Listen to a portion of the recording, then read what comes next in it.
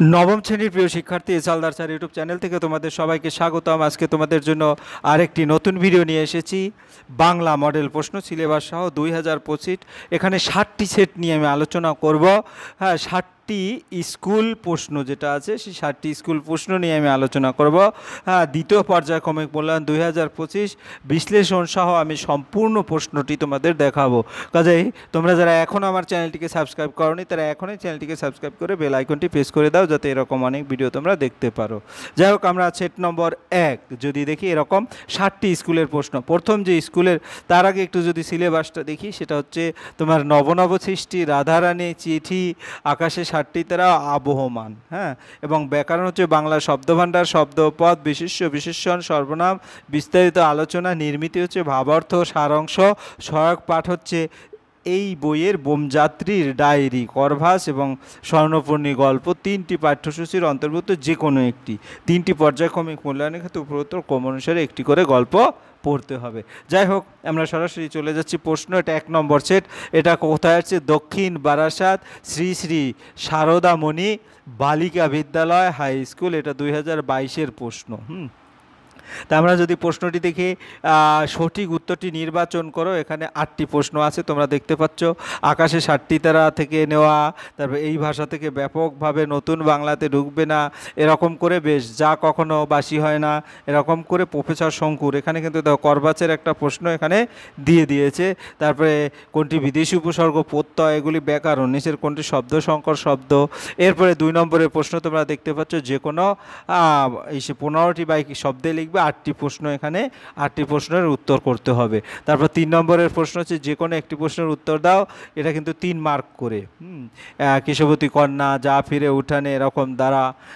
তারপর 4 নম্বর, যে কোনো একটি প্রশ্নের উত্তর দাও। বর্তমান যুগে ইংরেজি ও বাংলা নব সৃষ্টির প্রশ্ন, কিন্তু আহারে সংস্থান রইল কোন প্রসঙ্গে? এটা রাধারানীর।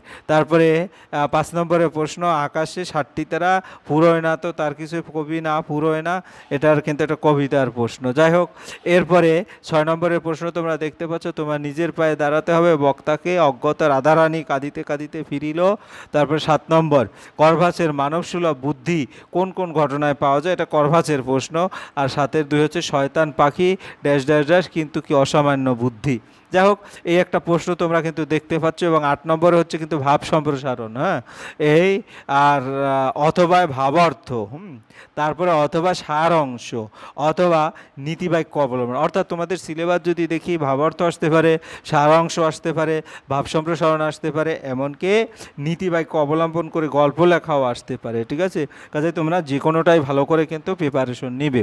এরপরে আমরা 2 নং সেট যদি দেখি, বাহাদুরপুর হাই স্কুল উচ্চ মাধ্যমিক। এটা 2য় পর্যায়ক্রমিক মূল্যায়ন। এখানেও দেখো 8টি এমসিকিউ সেটের প্রশ্ন আছে। জানি নাই এই স্নিগ্ধ গন্ধঝরে রূপসীর, এরকম করে হিন্দি সাহিত্যের বঙ্কিম হলেন চিঠি গল্পের। ঠিক আছে, রাধারানীর গল্পের, আবহমান কবিতার। হ্যাঁ, চিঠি বিবেকানন্দ লিখেছিলেন যে তারিখে, এরকম করে কিন্তু বেশ কয়েকটা প্রশ্ন। করভাচের একটা প্রশ্ন দেওয়া আছে, তোমরা দেখতে পাচ্ছ।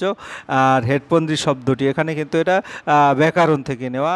একইভাবে 2 নম্বরের প্রশ্ন হচ্ছে, তোমার টোটাল 8টি প্রশ্ন উত্তর দেবে। 9টি প্রশ্ন আছে, তোমরা দেখে নাও। স্বামী বিবেকানন্দ, আমরা ভিখারি হয়েছি, আবহমান, এরকম করে প্রশ্নগুলি একটু ভালো করে দেখে পড়ে নেবে। এখানে ব্যাকরণও আছে, উপসর্গ, খাঁচা সমেত।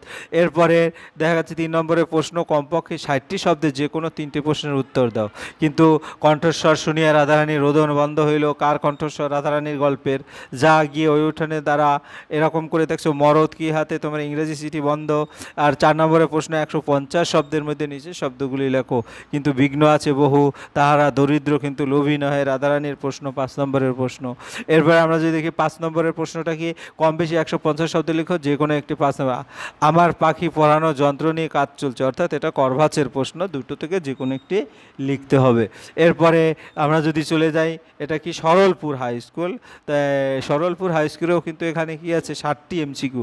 এখানে কিন্তু 8টি দেওয়া নাই, 60টি এমসিকিউ। আর প্রশ্ন সেট হচ্ছে 3 নং সেট। হ্যাঁ, আমরা যদি দেখি, মালা কেহ কিনিল না, মালা না কেনার কারণ কি ছিল?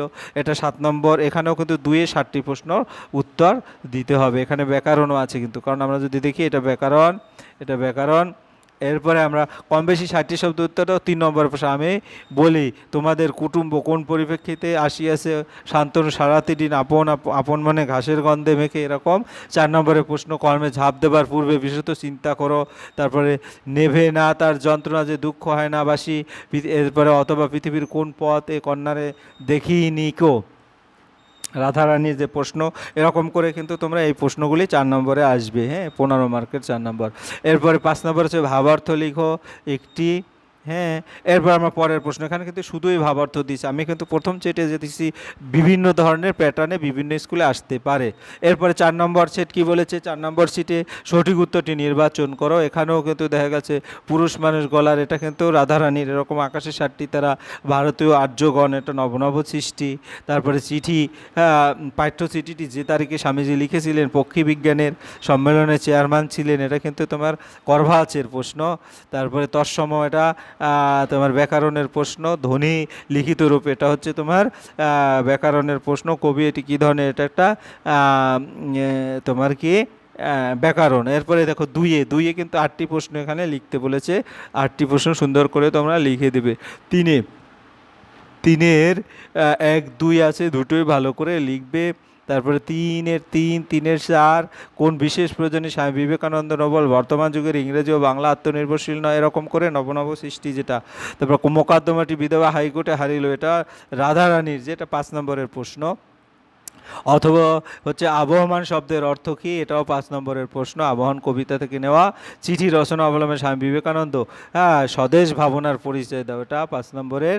তারপরে কি হলো করভাচ, যে এখন সাধারণ কাকের থেকে, ওটা করভাচ গল্পের প্রশ্ন।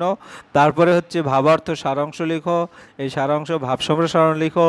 এ জগতে হায় সেই বেশি চায়, যার আছে ভুরি ভুরি, রাজার হস্ত করে সমস্ত কাঙালের ধন চুরি। এরপরের প্রশ্ন যদি আমরা একটু দেখি, 5 নং সেট, এটা 5 নং সেট, এটা হচ্ছে কি, এটা 7টি MCQ প্রশ্ন। দেখা যাচ্ছে তখনই সে জিজ্ঞাসা করলো তোমার বয়স কত, উত্তরের শ্রোতা, এটা রাধারানীর যে প্রশ্ন। ব্যথিত গন্ধের ক্লান্ত নীরবতা, এরকম করে দেখো টোটাল 7টি MCQ। সিরি হলো একটি, এটা ব্যাকরণ। তারপর যে কেউ একটি, এটা ব্যাকরণ। তারপরে এটা কিন্তু করভাচের প্রশ্ন। আমরা 2 নম্বরের প্রশ্ন, যে কোনো 8টি প্রশ্ন এখানে দিতে হবে। এই যে 2 নম্বরের প্রশ্ন, তোমাদের কিন্তু আমি উত্তরগুলিও দিয়ে দিয়েছি।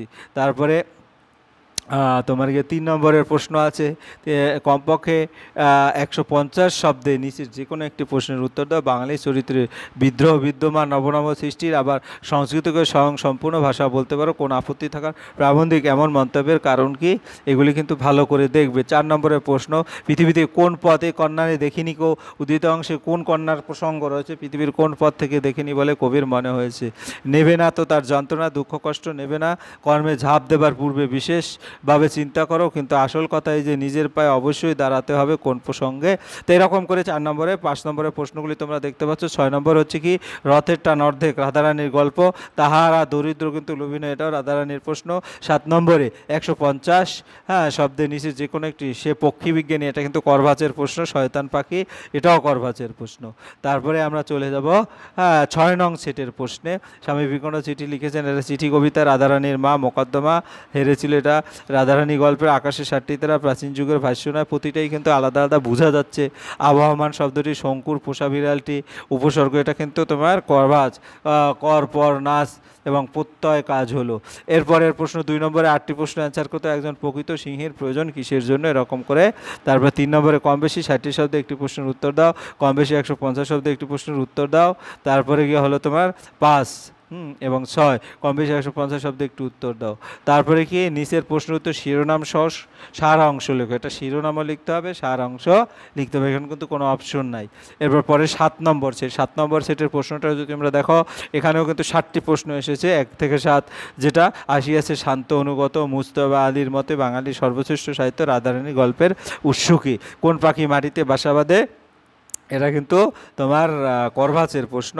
তারপরে এটা ব্যাকরণের প্রশ্ন, নিচের কোনটি দশম প্রপরা, এগুলি উপসর্গ। ধাতু কর্তব্য শব্দের প্রত্যয়, এটাও কিন্তু উপসর্গ, মানে ব্যাকরণ। এরপরে দেখো তোমরা পূর্ণবাক্য উত্তর দাও, 4টি প্রশ্ন, এখানে কিন্তু এইটা অন্য ধাঁচে এসেছে। এবারে যে কোনো 2টি প্রশ্ন উত্তর দাও। নোটখানি তাহার ভাঙাইল না, রাধারানীর গল্প। এরই মাঝে বাংলার প্রাণ, আবহমান কথার অর্থ, আবহমান কবিতার প্রশ্ন। তারপরে 4 নম্বরের প্রশ্ন কি বলেছে, কমপক্ষে 150টি শব্দে যে কোনো 2টি প্রশ্নের উত্তর দাও।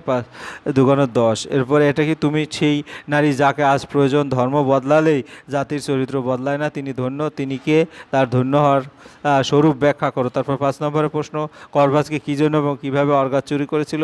আমার অর্নিথন যন্ত্র আজ তৈরি শেষ হলো, বক্তাকে। এরকম করে 5 নম্বরের। 6 নম্বরের প্রশ্ন হচ্ছে এখানে কিন্তু ব্যাকরণ থেকে নেওয়া, উপসর্গ পদের কোথায় বসে, তৎসম শব্দ কাকে বলে, অনুদিত শব্দ কাকে বলে, অনুসর্গ কাকে বলে, সংকেত সূত্র অনুযায়ী গল্প লেখো। এখানে দেওয়া আছে, সেখান থেকে তোমাদের গল্প লিখতে হবে। এই ছিল তোমার টোটাল 7টা মডেল প্রশ্ন। আশা করি ভিডিওটি যদি মনোযোগ সহকারে দেখো এবং প্রশ্নগুলি যদি দেখে অধ্যায় ভিত্তিক বুঝতে পারো কোনটা কোন অধ্যায়ের, তাইলে কিন্তু তোমরা কিন্তু একটা ভালো প্রিপারেশন নিতে পারবে। যাই হোক, পরিশেষে বলবো, তোমরা যারা এখন আমার চ্যানেলটিকে সাবস্ক্রাইব না করে ভিডিওগুলি দেখছো, প্লিজ চ্যানেলটিকে সাবস্ক্রাইব করে বেল আইকনটি প্রেস করে দাও। ভিডিওটি দেখার জন্য অসংখ্য ধন্যবাদ। ভিডিওটি ভালো লাগলে লাইক কমেন্ট শেয়ার করতে বলুন। ধন্যবাদ সবাইকে।